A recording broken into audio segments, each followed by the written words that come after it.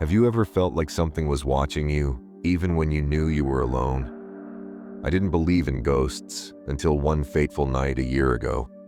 What happened to me that evening changed the way I see the world forever. Some say fear is all in your head, but when you feel it in your bones, you know it's real. Let me take you back to the night I came face to face with something I can't explain.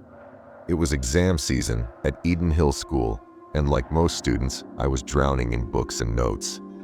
To help us prepare, the school extended the library hours to midnight, offering a quiet refuge for late-night studying. My house was only a short walk away, so I often chose the library over the distractions of home. That day was no different. At 6 p.m., I packed my bag and headed out, ready for an intense study session. The library, as always, was a haven of calm. I immersed myself in my work, oblivious to the passage of time. When I finally glanced at the clock, I realized it was 10 p.m. I had never stayed this late before.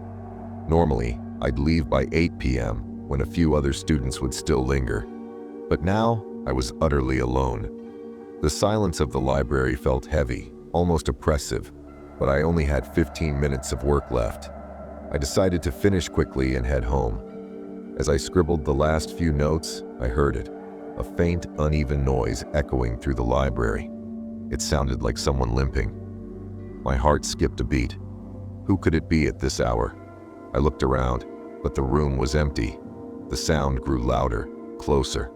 My instincts screamed at me to leave. I grabbed my books and bolted.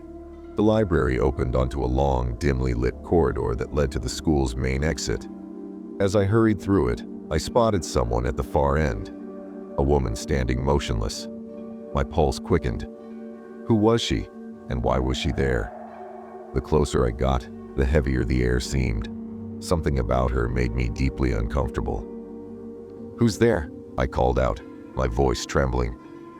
She didn't respond. Instead, she vanished into thin air.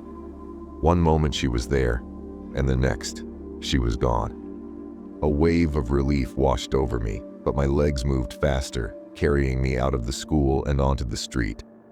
Outside, the air was cool, but something felt off. The usually bustling street was eerily deserted. Even at night, this road would hum with activity, people walking, cars passing by. But now, it was silent. I walked quickly, keeping my eyes on the ground, too afraid to look around. Then, I saw it, a shadow stretching towards me, long and dark. But there was no one there. Panicking, I raised my head, and that's when I saw her again, a woman walking a few steps ahead of me. Her movements were slow and uneven, like she was struggling to walk. I quickly closed the gap between us, and when I got close, I froze. She looked horrifying. Her clothes were tattered and filthy, her hands and feet twisted at unnatural angles. Her messy, unkempt hair framed a face I couldn't fully see, but the air around her felt suffocating. Every instinct in my body screamed at me to turn back. I couldn't move. I couldn't speak. Then, she turned her head slightly and asked, "Have you seen my daughter?" Her voice was low and strained, each word dripping with despair. The question hit me like a punch to the gut. I was too stunned to answer. My mind raced for an escape, and all I could do was point vaguely into the distance. "Over there," I stammered, hoping she'd leave. Without another word, she limped in the direction I had pointed. I stood frozen, watching her disappear into the darkness. Relief mixed with dread. I didn't want to see her again. I turned and ran, my legs carrying me as fast as they could. But I wasn't safe yet. As I sprinted, her voice pierced the night. She screamed, "She is here!"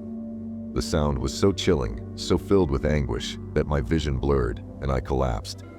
When I regained consciousness, I was at home. My neighbor had found me unconscious on the street and carried me back. As I recounted the night's events, his expression grew serious. "I think I know who you saw," he said. He told me about Agatha, a woman who had lived in our town years ago. Agatha's 10-year-old daughter had attended Eden Hill School. One tragic day, while playing with her friends, the little girl had an accident and died. Agatha was devastated. Unable to cope with the loss, she began wandering the school grounds and surrounding streets, searching for her child. Her grief consumed her, and not long after, she took her own life. But her story didn't end there. Since her death, countless people had reported seeing her ghost, an anguished figure wandering near the school, asking for her daughter. Her twisted appearance and tattered clothes were the result of her tragic end. She was doomed to roam the earth, forever searching for the child she lost. A year has passed, but that night still haunts me. I can't erase the image of her from my mind, or forget the chill in her voice when she asked about her daughter. I avoid staying late at the library now, and I never walk home alone after dark. Some say ghosts are just figments of our imagination, the product of fear and loneliness. But I know what I saw, what I felt. Agatha's story is a reminder of the pain that lingers, of love so strong it transcends death. If you ever find yourself near Eden Hill School late at night, and you hear the sound of limping footsteps, remember this: not all who wander are lost. Some are searching for what they can never find. I hope you liked this story. Please let me know in the comments below. If you like this video, then subscribe to the channel, because you will get to see similar videos on this channel. I'll see you again in a more scarier story.